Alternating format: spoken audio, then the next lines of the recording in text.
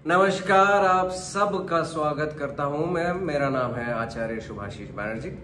आजकल बहुत सारे मेरे क्लाइंट आ रहे हैं, नए नए क्लाइंट मिल रहे हैं जो मोस्टली मुझे डिवोर्स के वर्ड्स पे है या सेपरेशन के वर्ड्स पे है या जनरली बहुत ही यंग है और पूछना चाहते हैं कि मेरी कितनी शादियां हो सकती है, कितनी पॉसिबिलिटीज है, कितना क्या है।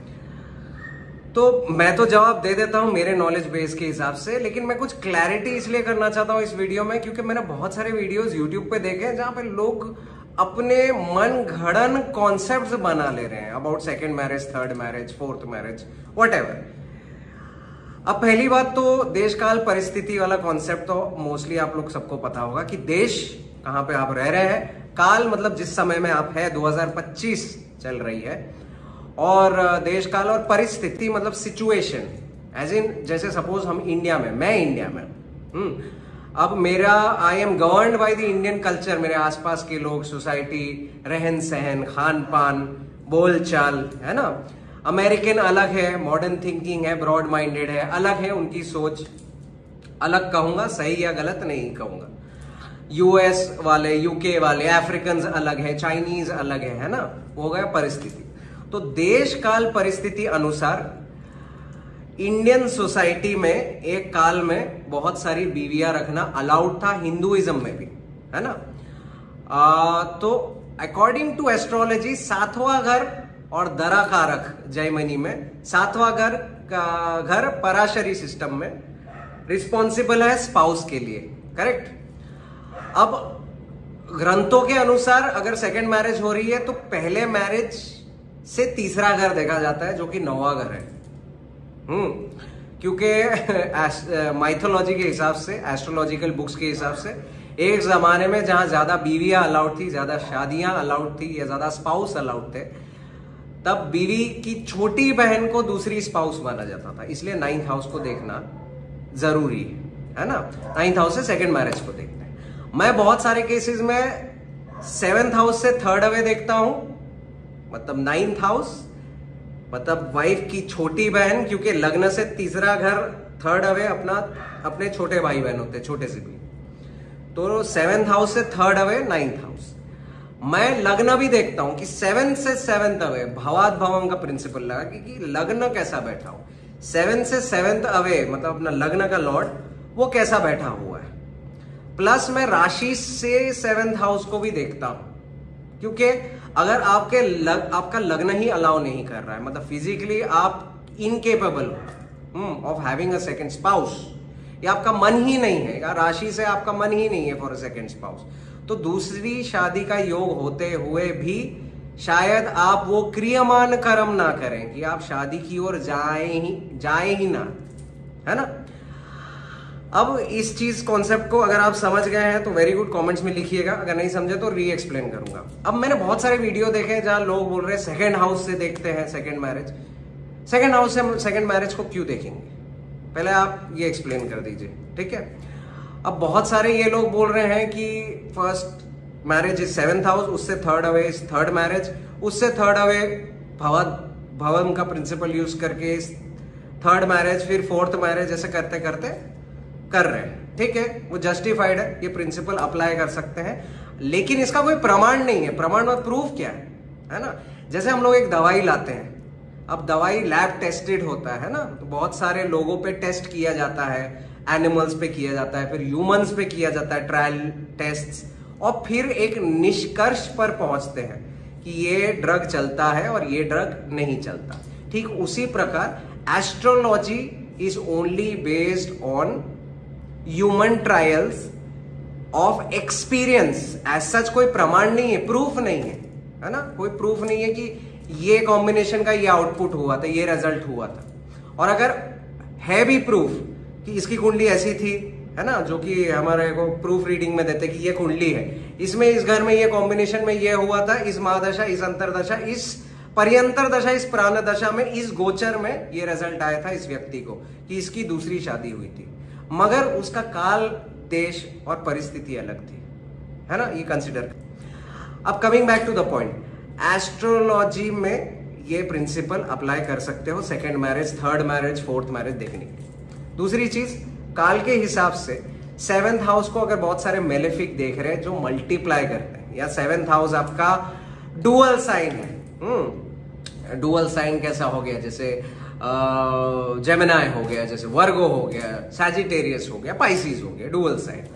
या 7th हाउस को राहु देख रहा है या जुपिटर देख रहा है, जुपिटर राहु बैठे हुए हैं, है ना, ये केतु देख रहा है, कट कर रहा है, तो ये दिखाता है multiplicity in marriage, cutting of marriage, वापस से होना। तो अगर देश काल परिस्थिति को हम लोग कंसिडर करें तो ये लॉन्ग टर्म रिलेशनशिप्स भी दिखाता है, क्योंकि एक काल में शादी का मतलब ही फिजिकल रिलेशनशिप था, इमोशनल रिलेशनशिप था, लेकिन रिलेशनशिप गर्लफ्रेंड बॉयफ्रेंड वाला कॉन्सेप्ट नहीं हुआ करता था, है ना। तो हमें इस देश काल परिस्थिति में उसे भी कंसिडर करना पड़ेगा as marriage. So suppose I was 21 and I fell in love with a girl, मुझे एक लड़की से प्यार हुआ। अब वो रिलेशन चला जब तक मैं 25 था, तो वो फर्स्ट वाइफ हो गई। फिर एक रिलेशन 26 में हुआ जो लास्ट किया 32 तक, फिर वो रिलेशनशिप टूट गया, तो वो सेकंड मैरिज हो गई। तो अब अगर कुंडली मांगलिक की थी और मैंने बोला फर्स्ट नहीं प्रॉब्लम होगी 7th हाउस में मेलेफिक्स है, तो ये कंसिडर करना पड़ेगा कि उसके 2 रिलेशनशिप टूट चुके हैं और अब उसका कर्मा शायद कंप्लीट होने वाला है, क्योंकि 32 साल में मर्क्यूरी का एक्टिवेशन होता है। एक्टिवेशन याद रखिएगा, 16 पे जुपिटर, 20-22 पे मून, 22-24 पे वीनस, है ना, 25-27 पे सन, 27-28 से 30 के बीच में मार्स, 30-32 के बीच में मर्क्यूरी, है ना। उसी अनुसार 34 के बीच में कुछ लोग कंसिडर करते हैं जुपिटर कुछ किताबों में, 35 पे शनि, 42 पे राहु, 48 पे केतु। ये सारा आप एक्टिवेशंस याद रखिए, बहुत सारी चीजें कंसिडर करनी पड़ती। तो इन सारी चीजों को ना कंसिडर करते हुए लोग अपने कॉन्सेप्ट्स बना के यूट्यूब पे वीडियो डाल रहे हैं और लोग नीचे अच्छे कमेंट भी डाल रहे हैं, thank you sir for this information. ये रॉन्ग इंफॉर्मेशन है, फॉल्स इंफॉर्मेशन है। आप BPHS खरीद लीजिए, बृहद पराशरी होरा शास्त्र, बेसिक बुक्स है, खरीद लीजिए, उनको पढ़िए। आप फॉल्स इंफॉर्मेशन को अगर राइट बोलेंगे तो आप नॉलेज तो वो ये गुरु चांडाल योग हो गया कि मैं रॉन्ग इंफॉर्मेशन दे रहा हूं और फैला रहा हूं, और जो स्टूडेंट उसको ग्रहण कर रहा है वो भी रॉन्ग इंफॉर्मेशन ग्रहण कर रहा है, which is very wrong, which is पाप कर्म। तो मैं तो यही रिक्वेस्ट करूंगा उन ऑडियंस से कि आप प्लीज अपने जिन लोगों को फॉलो कर रहे हैं, मुझे भी, मेरे भी नॉलेज बेस को वेरीफाई कीजिए। Verify it via books, verify, don't verify it via chat GPT. Chat GPT is wrong, ठीक है। चैट जीपीटी आपके प्रॉम्प्ट के हिसाब से आपको आंसर्स देता है, most of the time it is wrong, ठीक है। दूसरे एस्ट्रोलॉजर से रेफर करते करते आप देखेंगे कि मोस्टली जैसे ट्रायल टेस्ट होते हैं, 10 में से 7 लोग एक चीज बोलेंगे, 3 लोग कुछ अजीब गरीब बोलेंगे, तो वो 3 लोग मोस्टली रॉन्ग है। वो लोग ने सेल्फ के कॉन्सेप्ट बना लिए। अच्छा, सेल्फ के कॉन्सेप्ट चलेगा अगर उनका सेल्फ का कॉन्सेप्ट कुछ प्रमाण देता है, कि प्रूफ देता है कि नहीं मेरा कॉन्सेप्ट करेक्ट है, ये 7 लोग रॉन्ग। अनटिल एंड अनलेस वो एस्ट्रोलॉजर प्रूफ कर पाए, वो बाकी के साथ ही करेक्ट है जो एक ही चीज बोल रहे हैं। समझ रहे हैं आप। दूसरी चीज, प्लीज मैं रिक्वेस्ट करूंगा एस्ट्रोलॉजर से, tarot card readers, numerologists, vastu experts, tantrik baba, shaman, क्लैरवॉयंट, सभी से कि आप फॉल्स नॉलेज प्लीज ना फैलाएं। ये बहुत ही खराब, वैसे भी हम कलयुग की ओर बढ़ रहे हैं और पाप कर्म करते जा रहे हैं। एटलीस्ट ये मीडियम से हम कुछ अच्छा नॉलेज स्प्रेड करें, अच्छा ही स्प्रेड करें, और थोड़े अच्छे कर्म, अच्छा क्रेडिट कमाए, ताकि ऊपर वाले को जाकर भी उसके पास जवाब देना है ना। और एक चीज मैं ये मेंशन करना चाहता हूं कि एस्ट्रोलॉजी,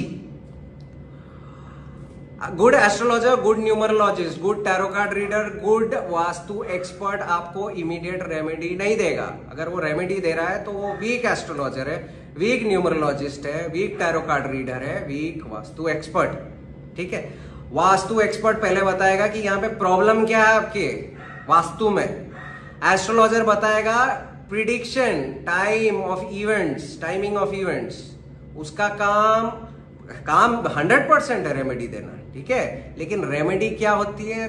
रेमेडी होती है कि हम, ये इवेंट तो होने वाला है, लेकिन इवेंट की इंटेंसिटी को कम कैसे करें। न्यूमरोलॉजिस्ट आपको मूलांक, भाग्यांक देख के और सेवरल अदर कैलकुलेशन, लोसो ग्रेड वगैरह करके बताएगा कि कौन सा इवेंट कौन से एज पे होने वाला है, कौन से कलर इसकी गाड़ी लेनी है आपको, कौन सा घर लेना है, ये सब रेमेडी हो गए। कौन सा नंबर लेना है, कौन सा कलर के कपड़े पहनने, ये सब रेमेडी होंगे।